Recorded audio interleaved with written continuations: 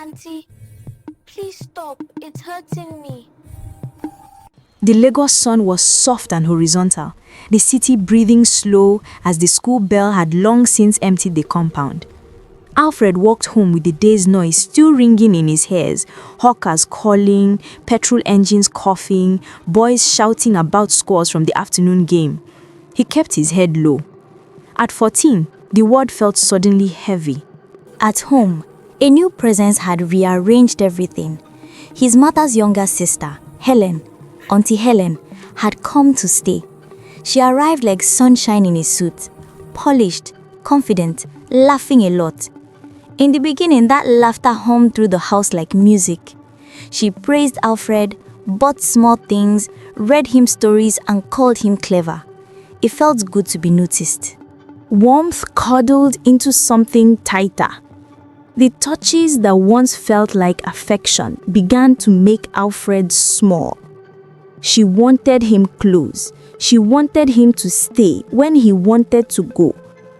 Small favors turned into long requests to be with her, to keep secrets, to spend nights nearby so she wouldn't be lonely. She told him he was special, that only he could understand her. When he pulled away, she made him feel guilty. Alfred tried to name the feeling, in his head and on paper. He wrote in a small notebook at night, the only place he could place the truth without a voice that might be dismissed. He wrote the times she asked him to sleep in her room for company, the times she insisted they be alone, the way her hands stared where they shouldn't linger.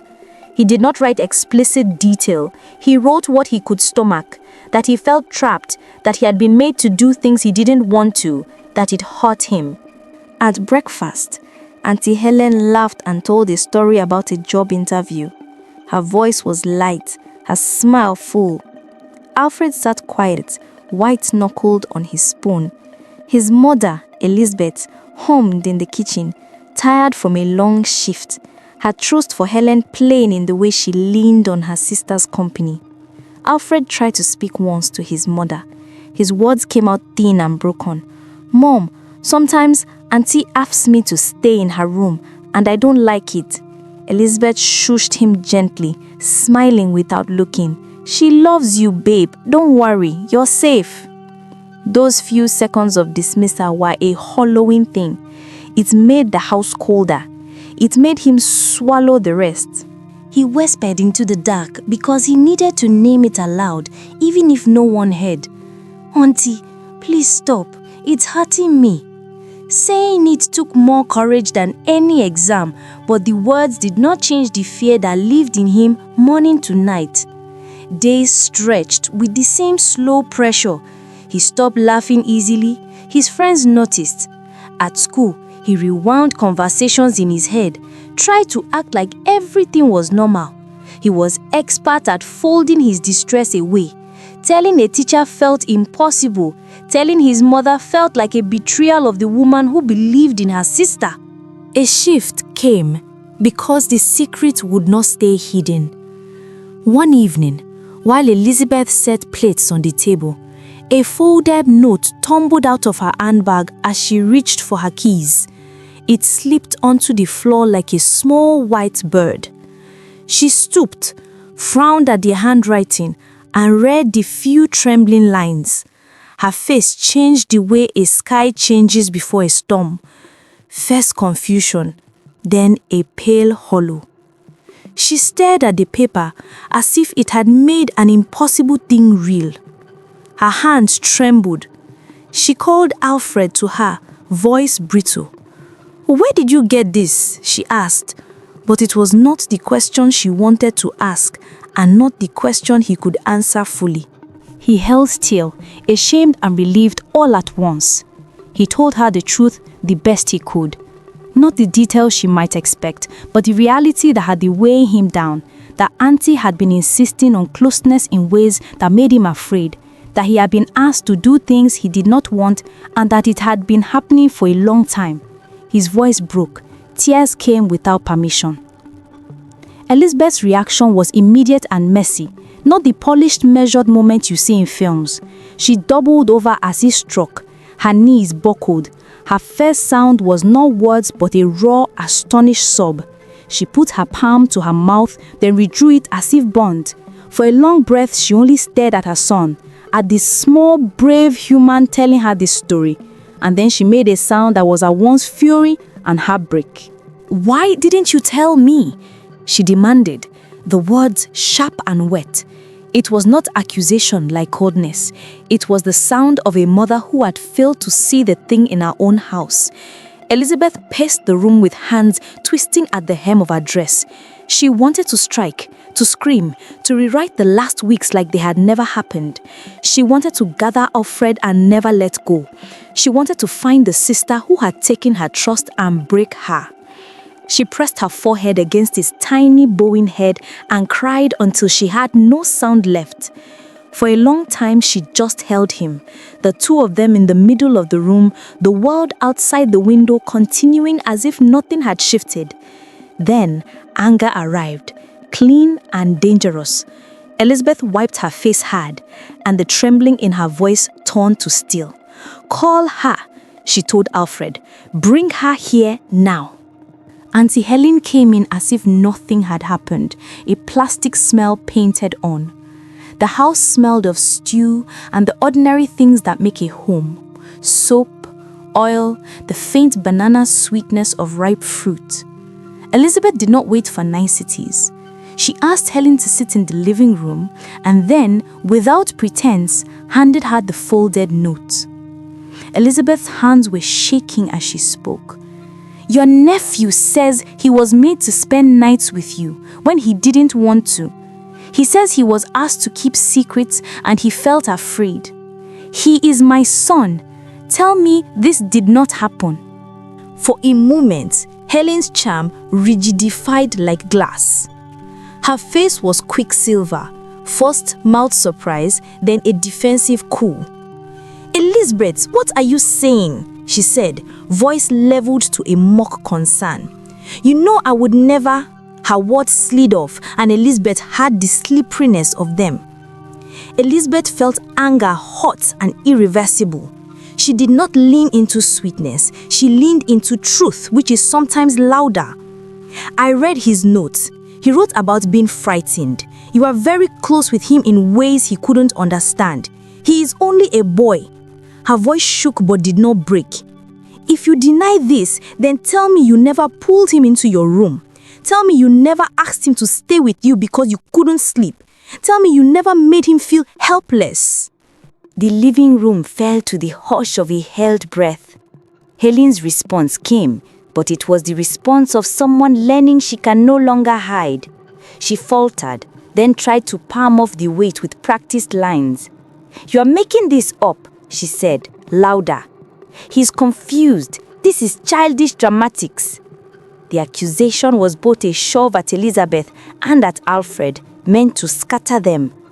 Elizabeth's face went white with an emotion that was sorrow mixed with a mother's sharpened steel. "Do not speak about my child like that." She reached for the phone as if it were a lifeline. Her fingers moved with intent. She called the police. What followed was bureaucratic and raw. Officers arrived in the evening gloom, polite but serious. They asked questions they had to ask: names, dates, what had happened, where. Alfred sat on the edge of the couch and felt the world tilt. He did his best to tell it again in the careful sentences he had rehearsed in the diary. He did not give details that would harm him or cross the lines of safety. He gave what he could, that he had been made to spend nights when he didn't want to, that he had been made to keep secrets, that he had been frightened and forced. The officers listened. They took notes. They did something Elizabeth feared she might not get. They took her son's statements seriously. They asked for the diary. Elizabeth handed it to them with hands that did not shake this time. She felt too much steam of fury and protectiveness to crumble. One officer went through the motions of explaining process, rights, paperwork. Another stepped outside to call for backup. There was a polite but firm request that Helen stay put while they investigated. Helen demanded her legal rights, used a lawyerly tone, and insisted on denying allegations. The officer responded with protocol. He noted the statements, the diary, the mother's pushed-down courage, and the signs that a child may have been coerced. Evidence in such cases is rarely cinematic and rarely clean. The diary, the notes, Alfred's statement, Elizabeth's testimony, together they formed a pattern. There were neighbors who remembered odd late-night comings. There was the scarf left in the living room that did not belong to anyone present. The officers asked for nothing dramatic. They asked for truth, for cooperation, for the care of a child. After a long stretch of tense questioning, and after Helen had been given the chance to speak and refused to admit wrongdoing, the officer told them she would be detained for questioning. It was not the same as guilt, but it was a moment when boundaries were enforced. For now, she would not be able to walk in the house and unmake the child's courage. It took that human legal interruption, the uniform, the notepad, the official voice, for the first real relief to seep into Elizabeth and Alfred. They cried not just from pain, but from the release of being believed. The next months were uneven. There were social workers, appointments, phone calls. Helen was held for questioning and released on conditions pending full inquiries. The legal wheels moved slowly and imperfectly. Elizabeth found fierce allies, a child counselor recommended by the officer, an aunt who took Alfred to weekend outings, a neighbor who brought food and sat with them in silence.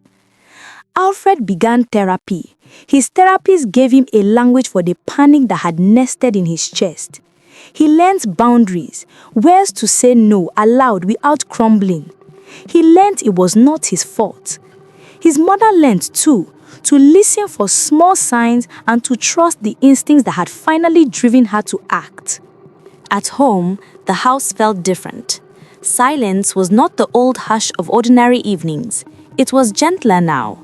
An edged quiet where doors had locks and where Alfred had his own safe space. His laughter returned in fits and starts, sometimes a sudden outburst over a football highlight, sometimes a small giggle over a private joke with Sei. Healing unfolded in rubble and in buds. When the case moved forward, it did so slowly, because the justice system is mechanical and uneven. There were hearings where the families sat in trembling rows.